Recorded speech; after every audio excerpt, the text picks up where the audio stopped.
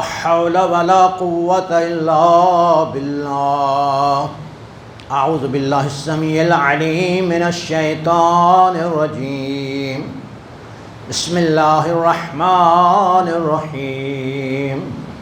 بسم الله وصلى الله على محمد وآله.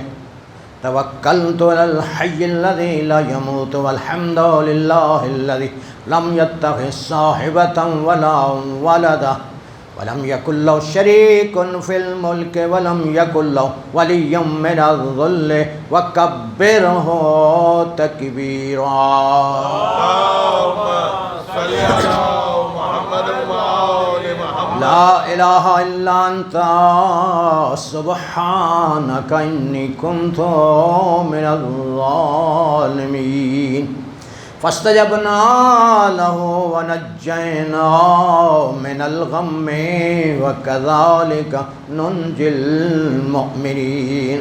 وفوض أمري إلى الله إن الله بصير بالعباد.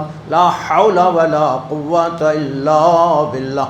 حسبي الله ونعم الوكيل. نعم المولى ونعم النصير.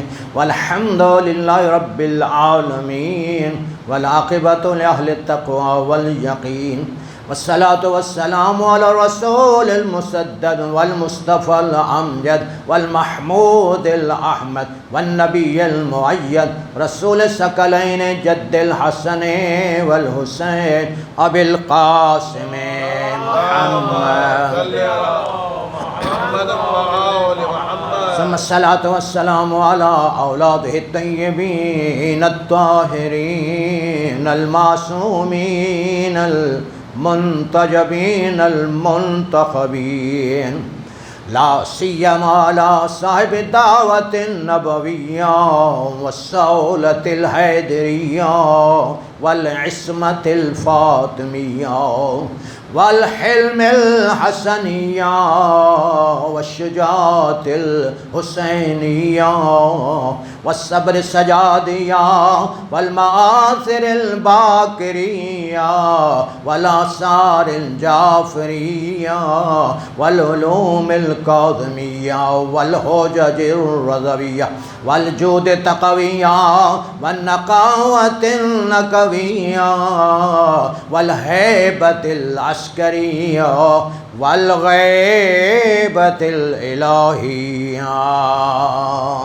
اللهم صل على محمد وآل محمد. اللهم كن لوليك الحجة ابن الحسن صلواتك عليه وعلى آبائه في هذه الساعة وفي كل ساعة وليا وحافظا وقائدا وناصرا ودليلا وعينا حتى تسكنه أرضك طوعا وتمتعه فيها طويلا.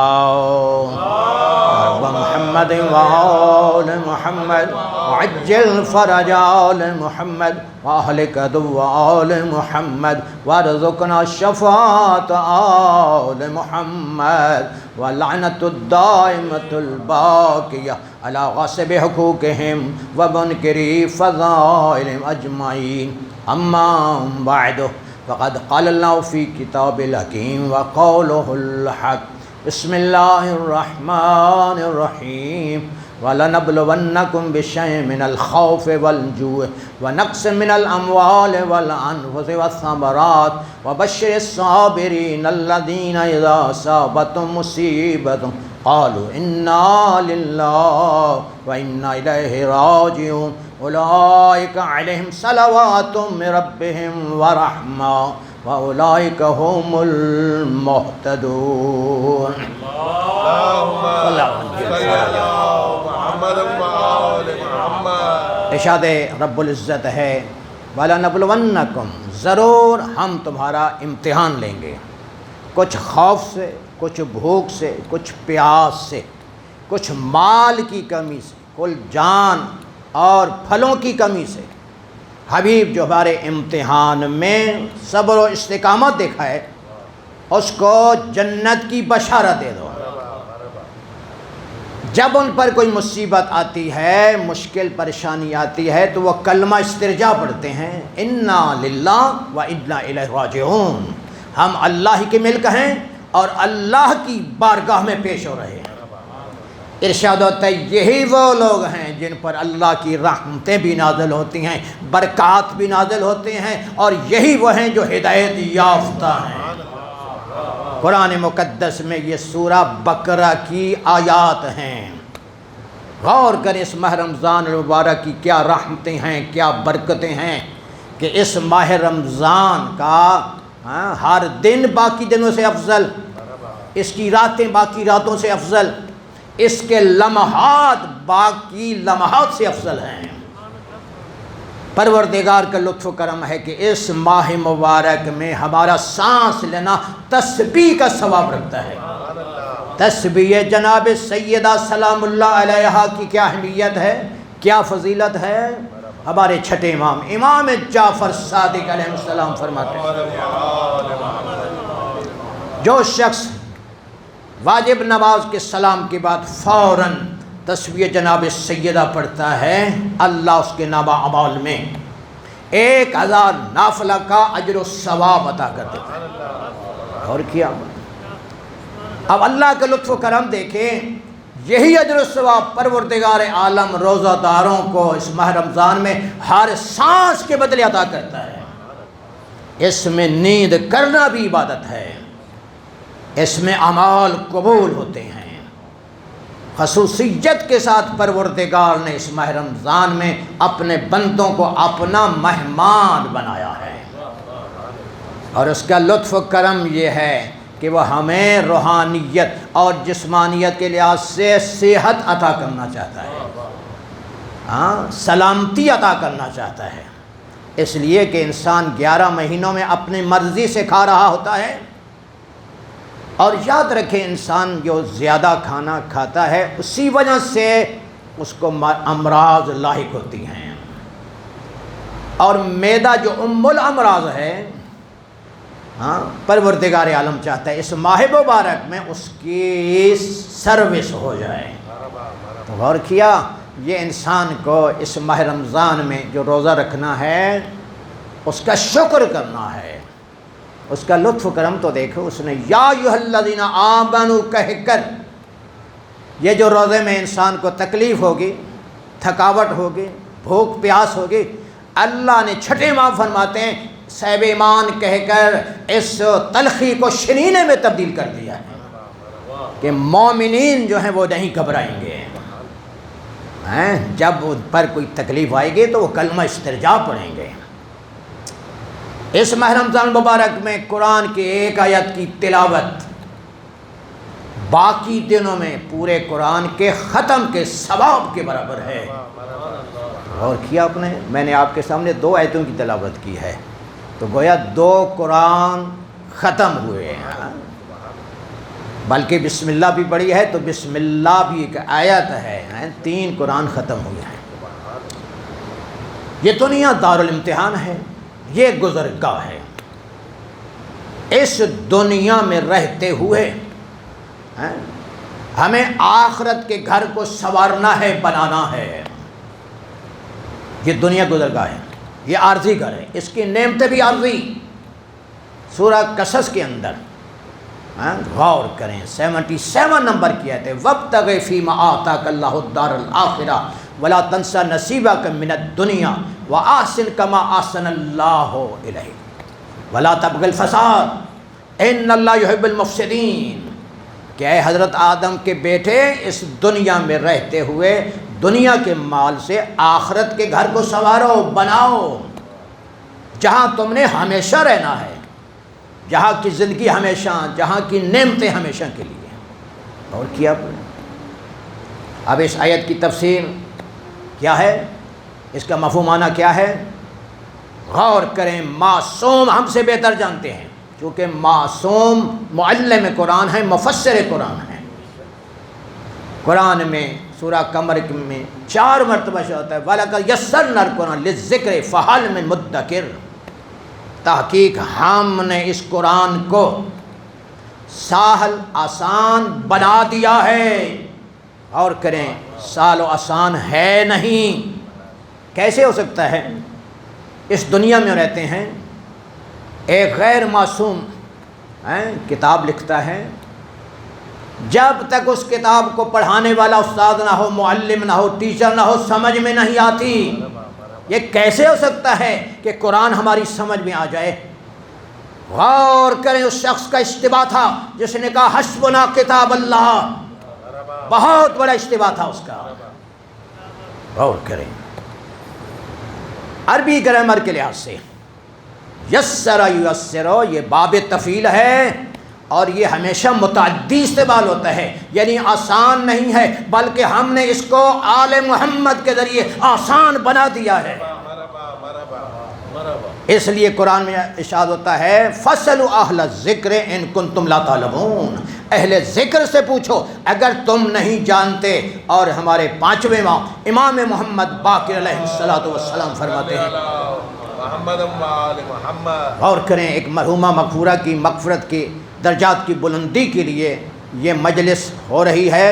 یاد رکھیں، یہ مجالس جو ہوتی ہیں یہ ہمارے لیے نصیحت کا ذریعہ ہوتی ہیں، مرحومین کے لیے مغفرت کا ذریعہ ہوتی ہیں، لہٰذا اس سے ہمیں کچھ لے کر جانا ہے۔ قرآن اس ماہ مبارک میں نازل ہوا ہے تو پھر ہمیں غور کرنا ہے، قرآن کو سمجھنا ہے۔ آل محمد کے ذریعے اللہ نے اس قرآن کو سال و آسان بنا دیا ہے۔ قرآن کا بعد دوسرے بعض کی تفسیر کرتا ہے، سورہ آل عمران میں آتا ہے وَمَا يَعْلَمُ تَأْوِيلَهُ إِلَّا اللَّهُ وَالرَّاسِخُونَ فِي الْعِلْمِ، اس قرآن کی تعویل اور حقیقت یا اللہ جانتا ہے جس نے قرآن کو نازل کیا، یا آل محمد جانتے ہیں جو قرآن کے علم میں راسخ ہیں۔ غور کریں، قرآن کی فصاحت و بلاغت میں ہمیں غور کرنا ہے۔ ہمارے بچے اسکول اور کالج میں جاتے ہیں، پرائمری پاس کرتے ہیں، مڈل پاس کرتے ہیں، میٹرک، ایف اے، بی اے، گریجویٹ بن جاتے ہیں۔ کیوں یہ زحمت کیوں کر رہے ہیں؟ تاکہ علم ان میں راسخ ہو جائے۔ اس لیے ہم بچوں کو اسکول اور کالج میں بھیجتے ہیں تاکہ علم ان میں راسخ ہو جائے، انجینئر بن جائیں، ڈاکٹر بن جائیں تو علم کے ذریعے بنیں گے، سائنسدان بن جائیں، ماہر نفسیات بن جائیں۔ قرآن کی فصاحت و بلاغت میں غور کرو، ایسا نہیں کہا گیا کہ علم ان میں راسخ ہے، نہیں، وہ علم میں راسخ ہیں۔ یہ اس بات کی دلیل ہے کہ آل محمد کو اس دنیا میں آنے کے بعد کسی کے پاس بھی شرف تلمذ حاصل کرنے کی ضرورت نہیں ہے، علم لدنی کے مالک ہیں۔ لہذا قرآن کی تفسیر آل محمد سے پوچھو۔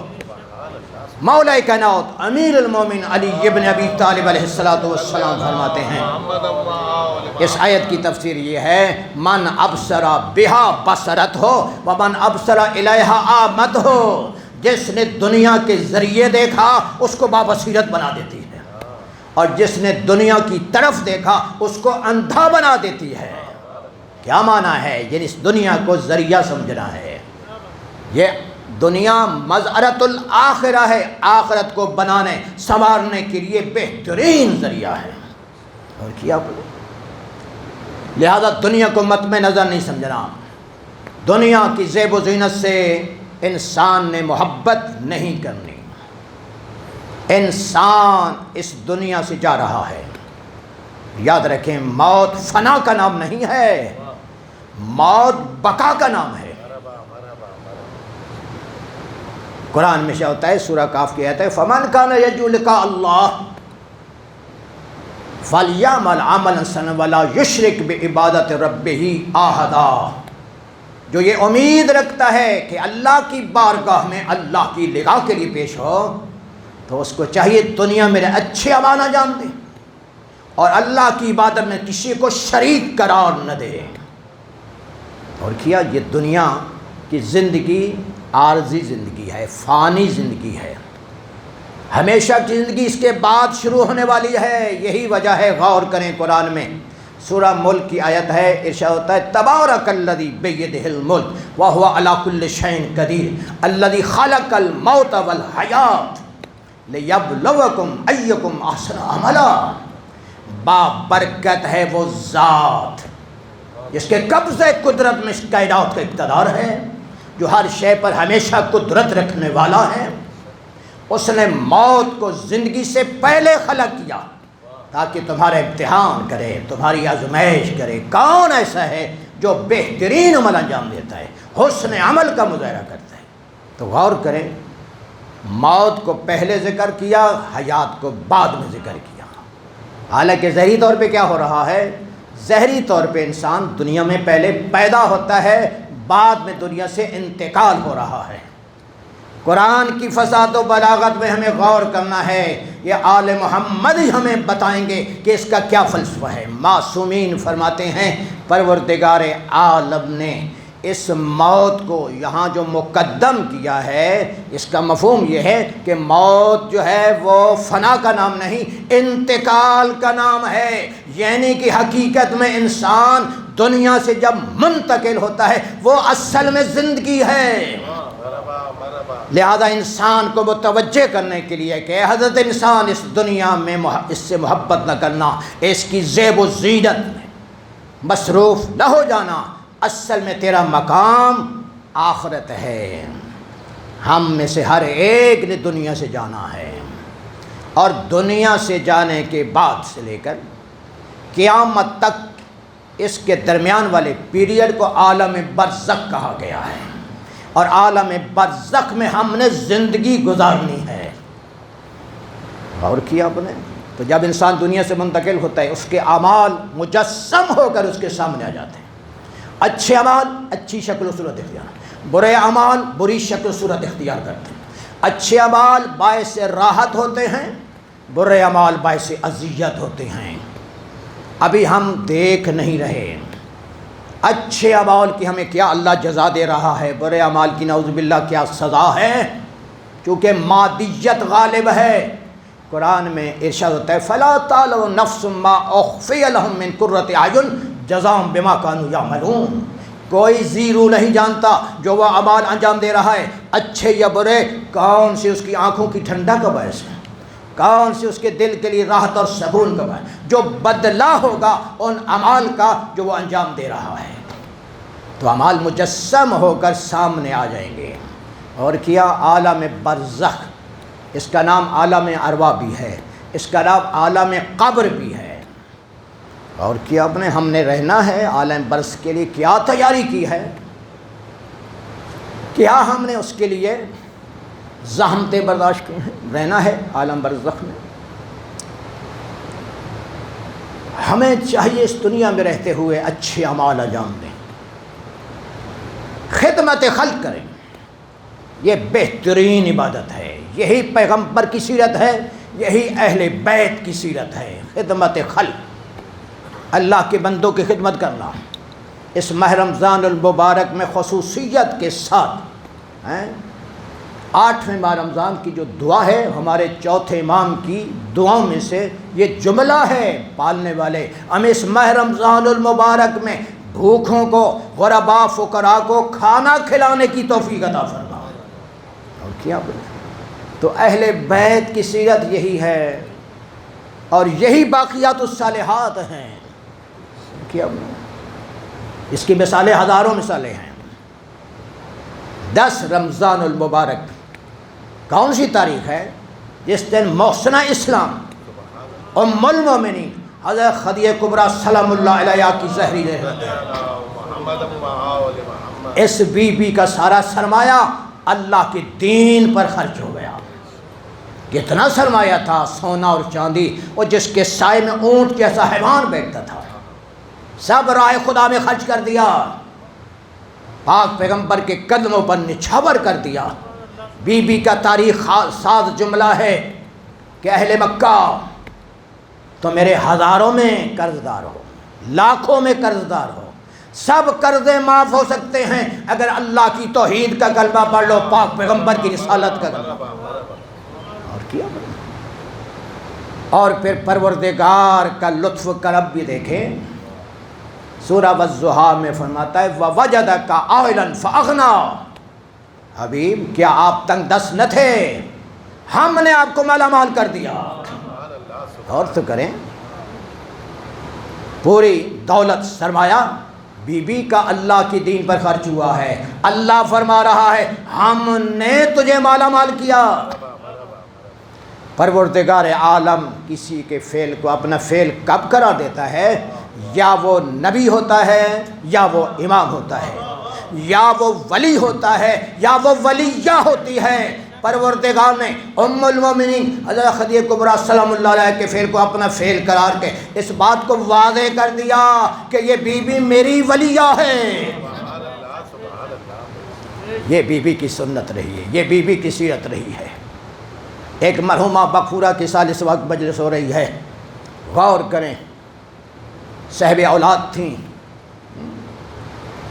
ماں باپ کا رتبہ اللہ نے قرآن میں کیا بیان کیا ہے کہ شان کے ساتھ بیان کیا ہے، ہم تصور بھی نہیں کر سکتے۔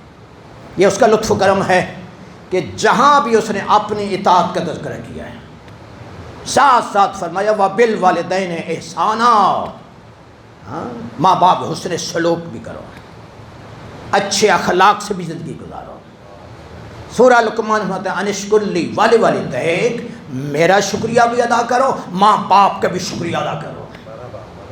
غور کریں، ہمیں اشتباہ میں نہیں رہنا کہ ہم فقط اللہ کا شکریہ ادا کرتے رہیں، نہیں، جب تک ماں باپ کا شکریہ ادا نہیں کریں گے ہماری نماز قبول نہیں، روزہ قبول نہیں۔ اس لیے کہ ہمارے 8ویں امام علی رضا علیہ السلام فرماتے ہیں پروردگار نے اپنے شکریہ کو ماں باپ کے شکریہ کے ساتھ ملا کر واجب کیا ہے، اور اس کا لطف و کرم ہے کہ اس نے حقوق العباد، ماں باپ کا شکریہ حقوق العباد میں آتا ہے، حقوق العباد کی قبولیت کا دار و مدار اپنے حقوق کا دار حقوق العباد پر قرار دیا۔ صلوات ور محمد علیہ، اللہم صلی علی محمد۔ ماں باپ کو خوش کرنا اللہ کو خوش کرنا ہے، ماں باپ کو ناراض کرنا اللہ کو ناراض کرنا ہے، اور اگر انسان ماں باپ کو ناراض کر دیتا ہے تو فقر میں مبتلا ہو جائے گا، تنگ دست ہو جائے گا۔ یہ کیسے فقیر ہو جاتا ہے؟ صاحب سفینۃ البحار نے اس واقعے کو نقل کیا ہے، سرور کائنات کا ظہری زمانہ ہے، ایک شخص بڑا مالدار، بڑی ثروت، بڑی دولت، تکبر اور غرور میں زندگی گزار رہا ہے، ماں باپ بوڑھے ہیں، ماں باپ کی اطاعت سے غافل، ماں باپ کی خدمت سے غافل، اور کریں یہ کتنا بڑا گناہ ہے، اللہ اس سے ناراض ہوتا ہے، نتیجہ یہ ہوا اللہ کی طرف سے عذاب نازل ہوا، سب معلومات ختم ہو گیا، فقیر ہو گیا، تنگ دست ہو گیا، اس قدر فقیر ہو گیا کہ پاک پیغمبر فرماتے ہیں جو لوگ ماں باپ کی اطاعت سے غافل ہیں ان کو اس سے عبرت حاصل کرنی ہے۔ جو پروردگار عالم نے ماں باپ کی اطاعت کی وجہ سے دنیا میں نعمتیں دینی تھیں اس سے معلوم ہو گیا، جو آخرت میں درجات بلند اس سے بھی معلوم ہو گیا ماں باپ کا رتبہ کیا ہے، پھر خاص کر ماں کی کیا عظمت ہے۔ روایات میں ہے، یہ واقعہ مشہور ہے، علماء اخلاق نے اس کو بیان کیا ہے کہ ایک جوان حالت احتضار میں ہے، حالت کنی میں ہے، لیکن روح پرواز نہیں کر رہا، سخت تکلیف میں ہے، اور یاد رکھیں یہ وہ وقت ہوتا ہے جب انسان چونکہ روح پورے جسم میں حلول کی ہوتا ہے، ایسے محسوس ہوتا ہے اس کے جسم کے ٹکڑے ٹکڑے ہو رہے ہیں، تکلیف میں ہے۔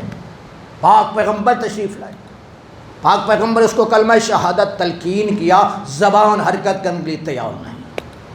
پاک پیغمبر پوچھتے ہیں کہ اس کی ماں زندہ ہے؟ تو جو خاتون اس کے سر کی طرف موجود تھی عرض کرتی یا رسول اللہ میں اس کی ماں ہوں۔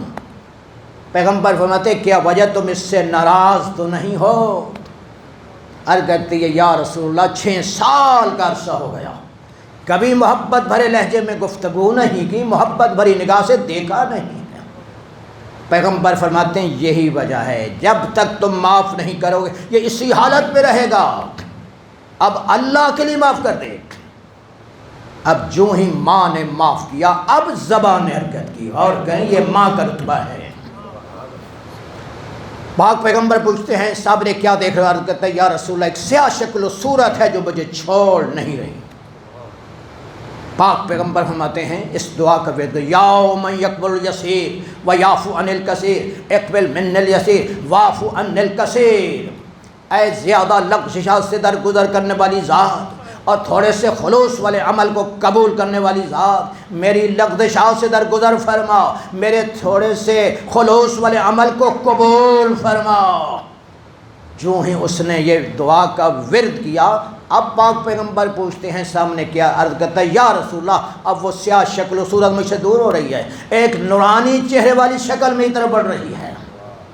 پاک پیغمبر فرماتے ہیں اس دعا کا ورد جاری رکھو۔ تھوڑی دیر کے بعد پاک پیغمبر کے چہرے پر خوشی کے آثار نمک پڑا، اس کا روح جسم سے پرواز کر گیا۔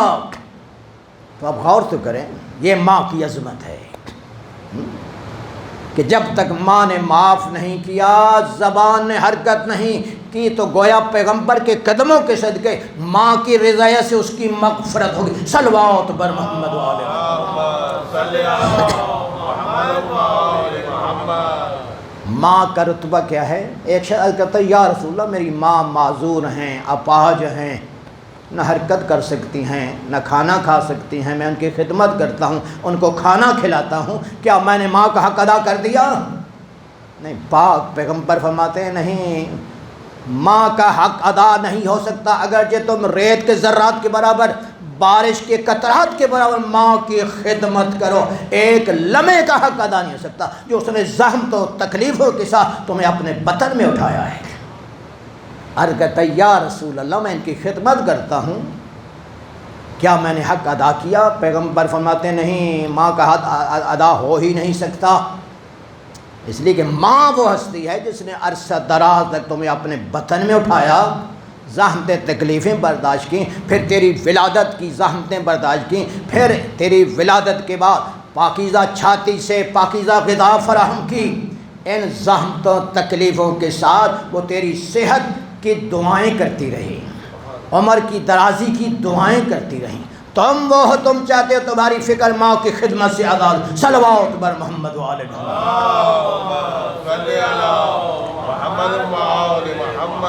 پاک پیغمبر فرماتے ہیں اگر مستحبی نماز پڑھ رہے ہو، نوافل پڑھ رہے ہو، باپ صدا دے، سلام کے بعد باپ کی خدمت میں پہنچو، لیکن اگر ماں صدا دے غور کریں، فرمایا سلام تک انتظار نہیں کرنا، فوراً ماں کے قدموں میں پہنچنا ہے، اس لیے کہ الجنت تحت اقدام الامہات، جنت ماں کے قدموں کے نیچے ہے۔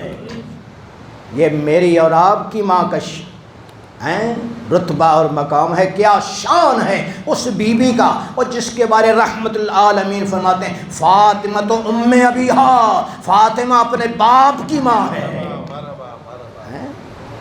غور تو کریں، بیٹی کبھی بھی باپ کے لیے ماں نہیں ہو سکتی۔ علماء نے اس کی یہ وضاحت لکھی ہے کہ چونکہ جناب سیدہ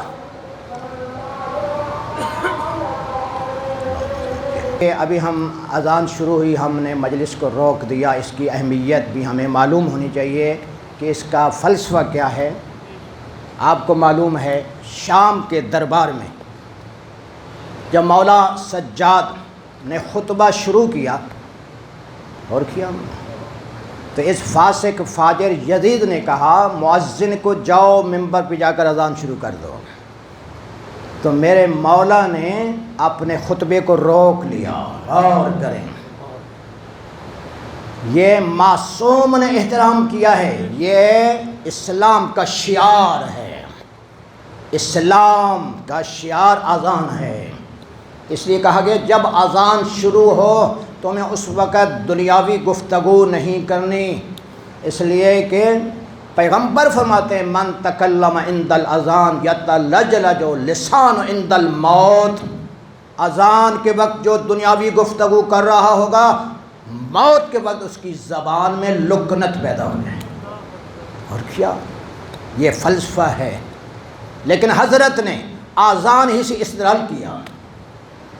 اے یزید ذرا غور کر، ابھی اذان ہو رہی ہے، ابھی اشہد ان محمد رسول اللہ مؤذن کہہ رہا ہے، اب ذرا بتا تو کہہ رہا تھا کہ نعوذ باللہ نہ کوئی وحی نازل ہوئی، نہ کوئی نبی آیا، یہ آل محمد نعوذ باللہ ایک ڈھونک رچایا حکومت کے لیے، اقتدار کے لیے، اب یہ بتا کہ یہ جو محمد رسول اللہ اذان میں بلند ہو رہا ہے، یہ بتا یہ تیرے نانے کا، تیرا نانا ہے یا میرا نانا ہے؟ اگر تو کہتا ہے میرا، تو جھوٹ بولتا ہے۔ اگر میرا نانا ہے تو پھر یاد رکھ ہم نے جنگ کو فتح کیا ہے، ہم نے تجھے شکست فاش دے دی ہے۔ اور کیا غور کیجئے، جناب سیدہ سلام اللہ علیہا کا ذکر ہو رہا تھا۔ اس بی بی کی یہ عظمت ہے کہ علماء کہتے ہیں چونکہ بی بی پاک پیغمبر کا اس طرح خیال کرتی تھیں اور اس طرح خدمت کرتی تھی جس طرح ایک مہربان ماں بچوں کی نیک تربیت کرتی ہے، خیال رکھتی ہے، اس لیے پاک پیغمبر نے اپنی بیٹی کو یہ خطاب دیا ہے۔ جناب سیدہ کی سیرت ہماری بیٹیوں کے لیے نمونہ عمل ہے، ہماری خواتین کے لیے نمونہ عمل ہے، ہماری ماں بہنوں کے لیے نمونہ عمل ہے۔ جس طرح پاک پیغمبر کی سیرت مردوں کے لیے اسوہ حسنہ ہے، اسی طرح خواتین کے لیے جناب سیدہ کی سیرت اسوہ حسنہ ہے۔ اس لیے کہ پیغمبر فرماتے ہیں فاطمہ بضعۃ منی، فاطمہ میرا ٹکڑا ہے۔ اگر میں رسول تو رسالت کا ٹکڑا، اگر میں نبی تو نبوت کا ٹکڑا، اگر میں ہادی تو ہدایت کا ٹکڑا ہے۔ جہاں 13 معصوم مردوں کی ہدایت کے ذمہ دار ہیں، 13 معصوم کے مقابلے میں جناب سیدہ عالم نسواں اولین و آخرین کی ہدایت کے ذمہ دار ہے۔ اس بی بی نے اسلام کے لیے جس طرح اس کی ماں نے جناب ام المومنین نے دین پر خرچ کیا ہے، تو جناب سیدہ نے اس سے بڑھ کر خرچ کیا ہے۔ اور کریں اس بی بی کا احسان ہے عالم اسلام پر، عالم انسانیت پر کیا۔ اس بی بی کی شان میں بہت سی صورتیں نازل ہوئی ہیں، آیات نازل ہوئی ہیں۔ یہ سورہ دہر جناب سیدہ کی شان میں نازل ہوئی ہے، اس لیے کہ آپ کو معلوم ہے آل محمد نے رضا خدا کے لیے روزہ رکھا، افطاری کا وقت آ رہا ہے، کبھی دروازے پر یتیم آ رہا ہے، کبھی مسکین آ رہا ہے، کبھی قیدی آ رہا ہے، تو آل محمد نے افطاری کا سامان یتیم کے حوالے کیا، روزہ پانی سے افطار کیا۔ دوسرے دن مسکین آیا، افطاری کا سامان اس مسکین کے حوالے، خود روزہ پانی سے افطار ہے۔ تیسرے دن قیدی آیا۔ اب یہاں علماء مفسرین کا اختلاف ہے، کہتے ہیں کہ یاد رکھو ایک اشتباہ یہ بھی ہے، کہتے ہیں جی وہ فرشتے آئے تھے، نہیں فرشتے نہیں ہیں، فرشتوں کی غذا کھانا ہے ہی نہیں، فرشتے کی غذا عبادت الہی ہے، نہیں وہ مدینے کے یتیم تھے، مسکین تھے، قیدی تھا۔ اب قیدی کافر ہے، لیکن آل محمد کی فداکاری دیکھیں، جذبہ ایثار دیکھیں، جو ایثار ایک مسلمان یتیم مسکین کے لیے ہے وہی ایک قیدی کے لیے ہے، حق انسانیت کو پورا کرنے کی۔ اور یہی وجہ ہے کہ یہ سورہ دہر جناب سیدہ کی شان میں قصیدہ بن کر نازل ہوئی ہے۔ وَيَتِمُونَ الطَّعَامَ عَلَىٰ حُبِّهِ مِسْكِینًا وَيَتِیمًا وَأَسِیرًا إِنَّمَا نُطْعِمُکُمْ لِوَجْهِ اللَّهِ لَا نُرِیدُ مِنکُمْ جَزَاءً وَلَا شُکُورًا۔ اور یہی وجہ ہے ان صورتوں کی وجہ سے، ان آیات کی وجہ سے جو بی بی کی شان میں نازل ہیں۔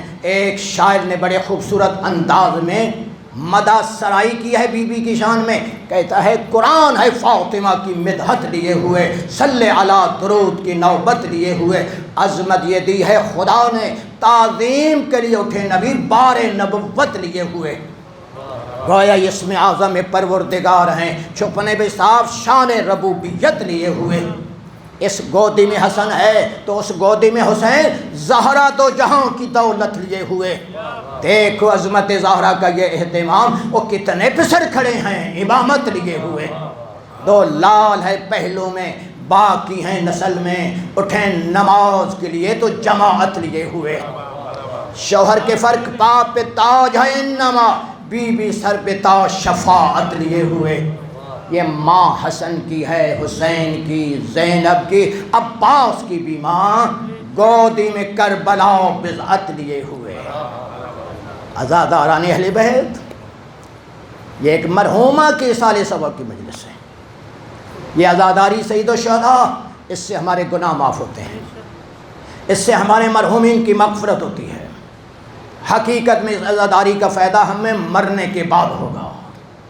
روایات کے اندر ہے جب مومن یا مومنہ قبر میں پہنچتے ہیں اور ان کے عزیز و اقارب دفن کرنے کے بعد گھر واپس آتے ہیں، تنہائی میں گریے کی صدا سنتا ہے۔ پوچھتے تم کون ہو مجھ پر احسان کرنے والے؟ تو سید الشہداء کی صدا آتی، میں تیرا تیسرا امام ہوں، تیری بخشش کا انتظام کر رہا ہوں۔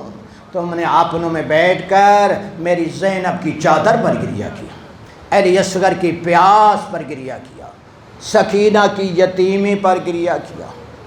عزاداران اہل پہ یہ 10 رمضان کو ام المؤمنین کی رحلت ہے، وفات حسرت آیات ہے۔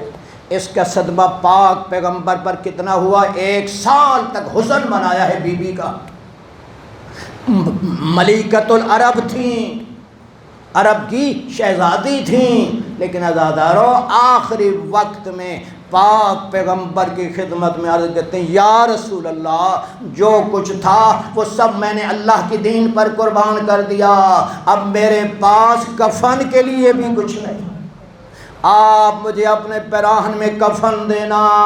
عزاداروں اس کے بعد عرض کی یا رسول اللہ، میری ایک بیٹی ہے، یہ میرے بعد روتی ہوئی نظر نہ آئے۔ عزاداروں ماتمداروں، جب ام المؤمنین کا انتقال ہو رہا ہے، جناب سیدہ کی 5 سال 5 برس کی عمر ہے، اور جناب سیدہ 5 برس میں یتیم ہو رہی ہیں۔ اور اسی طرح اتفاق یہ ہے جب جناب زہرا کا انتقال ہوا ہے، جناب زینب کی عمر مبارک بھی 5 سال تھی۔ عزاداروں ماتمداروں، تو یہی وجہ ہے جب تک پاک پیغمبر زہری دنیا میں رہے اپنی شہزادی کا استقبال کرتے رہے، فقط استقبال نہیں، وَأَجْلَسَهَا فِي مَجْلِسِهِ، اپنی مسند پر بیٹھاتے تھے۔